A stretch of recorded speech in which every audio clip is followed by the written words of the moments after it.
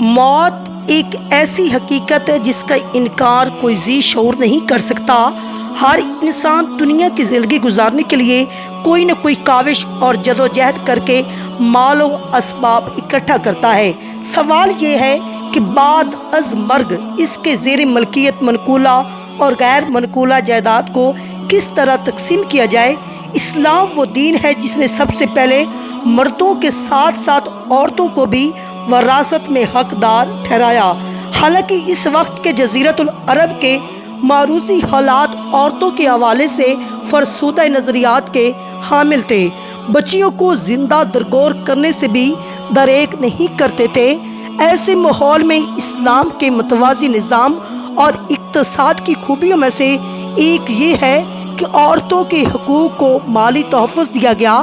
اسلام نے عورت کو ماں، بہن، بیٹی اور بیوی کے طور پر وہ مثالی حقوق عطا کیے جن کی مثال کسی تہذیب اور مذہب میں نہیں، لیکن بدقسمتی سے ہمارے معاشرے میں ہماری بہن بیٹی عملاً حقوق سے محروم ہے جن کا بیان قرآن کی آیات اور نبی کریم کے ارشادات میں محفوظ ہے۔ اور دور جاہلیت میں اہل عرب مختلف قبیلوں اور طبقوں میں بٹے ہوئے تھے۔ وراثت میں ان کے ہاں چھوٹے بچوں اور عورتوں کا کوئی حصہ نہیں تھا۔ حضور نبی کریم کی ولادت سے جہاں شرک اور کفر کا خاتمہ ہوا اور دیگر تمام باطل رسموں کی اصلاح ہوئی، وہیں یتیموں کے مال اور عورتوں کے حقوق اور میراث کے سلسلے میں بھی تفصیلی احکامات نازل ہوئے۔ دنیا انسانیت جاہلی تہذیب سے نکل کر اسلام کے پاکیزہ معاشرے میں زندگی گزارنے لگی۔ امام بخاری اور مسلم نے حضرت جابر سے روایت نقل کی ہے۔ وہ فرماتے ہیں کہ حضور نبی کریم نے حضرت ابوبکر صدیق اور بنو سلمہ میں میری عیادت کے لیے تشریف لائے اور مجھ پر بے ہوشی طاری تھی۔ آپ نبی کریم نے پانی منگوایا، وضو فرمایا اور کچھ چھینٹے مجھ پر مارے۔ مجھے کچھ افاقہ ہوا۔ میں نے پوچھا کہ میں اپنی اولاد کے درمیان اپنا مال کیسے تقسیم کروں، تو اس وقت یہ آیت نازل ہوئی۔ اس آیت میں والدین کو حکم دیا گیا کہ لڑکوں کی طرح لڑکیوں کو بھی مال میں سے حصہ دو۔ بعض لوگ تمام عمر اطاعت خداوندی میں مشغول رہتے ہیں لیکن موت کے وقت وارثوں کو ضرر پہنچاتے ہیں، یعنی کسی شرعی عذر وجہ کے بغیر کسی ہیلے سے یا تو حقداروں کو حصہ کم دیتے ہیں یا مکمل حصے سے محروم کر دیتے ہیں۔ ایسے شخص کو اللہ تعالیٰ سیدھا جہنم میں پہنچا دیتا ہے۔ میراث کے بارے میں اللہ کا ایک حکم کے سلسلے میں ہیلے بہانوں سے کام لینے والوں کی تمام عمر کی عبادتیں، نماز، روزہ، حج، زکوٰۃ، تبلیغ اور دیگر اعمال ضائع ہونے کا قوی اندیشہ ہوتا ہے، بلکہ ایسے شخص کے بارے میں جہنم کی سخت وعید بھی ہے۔ سنن سعید بن منصور کی روایت میں حضور نبی کریم کا ارشاد گرامی ہے کہ ان الفاظ میں حضور نبی کریم سے روایت کی گئی ہے کہ یعنی جو شخص اپنے مال میں سے اللہ تعالیٰ کی طرف سے مقرر کردہ میراث کو ختم کر دیتا ہے تو اللہ تعالیٰ جنت سے اس کی میراث ختم فرما دیتا ہے۔ اللہ تعالیٰ کی اس ارشاد پر غور فرمائیں، یعنی لڑکے کو 2 لڑکیوں کے برابر حصہ ملے گا۔ اہل عرب صرف لڑکوں کو وصیت دیا کرتے تھے، لڑکیوں کو نہیں دیتے تھے۔ ان کی اس عادات سیاہ پر رد فرما کر اور لڑکیوں کے معاملے میں اہتمام کے لیے فرمایا کہ لڑکے کو 2 لڑکیوں کے برابر حصہ ملے گا۔ گویا یہ فرمایا کہ صرف لڑکوں کو حصہ دیتے ہو، ہم نے ان کا حصہ دگنا کر دیا ہے اور لڑکیوں کے مقابلے میں، لیکن لڑکیوں کو بھی حصہ دینا ہوگا، ان کو میراث سے محروم نہ کیا جائے۔ میراث کے سلسلے میں اللہ کے بیان کردہ احکامات پر عمل نہ کرنے والوں کے لیے آگ اور ذلت کا عذاب ہوگا۔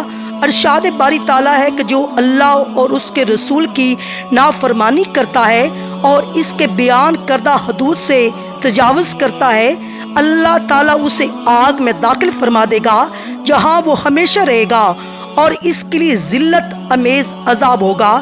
میراث کے احکام اللہ تعالیٰ کے بیان کردہ حدود ہیں۔ ان حدود پر عمل کرنے والوں کے لیے بطور انعام اور جزا فرمایا ہے۔ اللہ تعالیٰ نے قرآن فرمایا جو اللہ اور اس کے رسول کی اطاعت کرے گا اللہ تعالیٰ اسے ایسی جنت میں داخل فرمائے گا جس کے نیچے سے نہریں بہتی ہیں، اور وہ اس میں ہمیشہ رہیں گے، اور یہ بہت بڑی کامیابی ہے۔ اپنی اولاد اور ورثاء کے لیے مال چھوڑنا بھی ثواب کا کام ہے۔ امام بخاری نے اپنی صحیح میں نقل کیا ہے کہ حضرت سعد بن ابی وقاص کہتے ہیں کہ میں فتح مکہ والے سال ایسا بیمار ہوا کہ یہ محسوس ہوتا تھا گویا ابھی موت آنے والی ہے۔ تو رسول اللہ میری عیادت کے لیے تشریف لائے تو میں نے عرض کیا، اے اللہ کے رسول، میرے پاس بہت مال ہے، میری صرف ایک ہی بیٹی ہے، کیا اس کو میراث کا حصہ پہنچتا ہے؟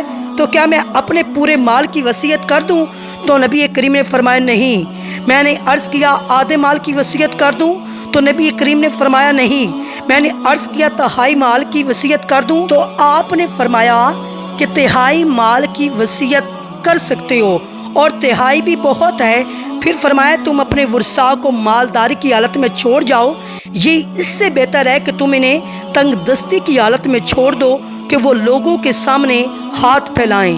حضرت سعد بن ربیعہ شہید ہو گئے، ان کی بیوی 2 لڑکیاں زندہ تھیں۔ بھائی نے ترکے پر قبضہ کر لیا، اب بیوی بہت پریشان تھی، دونوں بچیوں کے ساتھ گزر بسر اور شادی بیاہ کا مسئلہ سامنے تھا۔ ان کی بیوی رسول اللہ کی خدمت میں پہنچی اور پورا قصہ سنایا، تو اس پر نبی کریم نے ارشاد فرمایا کہ ابھی واپس جاؤ، اس لیے کہ ہو سکتا ہے کہ جلدی اللہ تعالیٰ اس سلسلے میں فیصلہ فرما دے۔ کچھ دنوں بعد وہ پھر دوبارہ واپس آئیں اور رونے لگیں کہ ان کی آسمانوں کو پار کر کے عرش تک پہنچ گئی۔ تو اور آیت نازل ہوئی تو رسول اللہ نے یتیم بچیوں کے چچا کو بلایا اور حکم فرمایا کہ مرحوم کی دونوں بچیوں کو 2 تہائی اور بیوہ کو 8واں حصہ دے دو، اور جو بچے وہ 13 ہے۔ یہ میراث کی پہلی آیت ہے جو ایک مظلوم عورت کی داد رسی اور فریاد رسی کے لیے اللہ تعالیٰ نے نازل فرمائی۔ حضرت سعید بن زید فرماتے ہیں کہ رسول اللہ نے فرمایا، جو شخص کسی کی بلشت بر زمین بھی ظلم سے لے لے گا، قیامت کے دن 7 زمینوں میں سے اتنی زمین اس کے گلے میں توق کے طور پر ڈالی جائے گی۔ حضرت انس فرماتے ہیں کہ رسول اللہ نے فرمایا، جو شخص اپنے وارث کی میراث کاٹے گا، یعنی اس کا حصہ نہیں دے گا، تو اللہ قیامت کے دن اس کی جنت کی میراث کاٹ لے گا۔ والدین کے ترکے میں نرینہ اولاد کی طرح بیٹیوں کا بھی شرعی حق اور حصہ ہوتا ہے۔ والدین کے انتقال کے بعد ان کے ترکے پر بیٹیوں کا قبضہ کر لینا، جب بیٹے بیٹیوں کے حق پر قبضہ کر لیتے ہیں اور بہنوں کو ان کے شرعی حصے سے محروم کرنا ناجائز اور گناہ کبیرہ ہے۔ بہنوں کو ان کے حق اور حصہ اس دنیا میں دینا لازم اور ضروری ہے۔ یتیموں، عورتوں اور بیٹیوں کو میراث اور جائیداد میں حصے سے محروم کرنا بہت بڑا جرم اور گناہ ہے، اور قانون خداوندی سے بغاوت کے مترادف ہے، اور اس بارے میں کسی قسم کے ہیلوں اور بہانوں کا سہارا نہ لیا جائے۔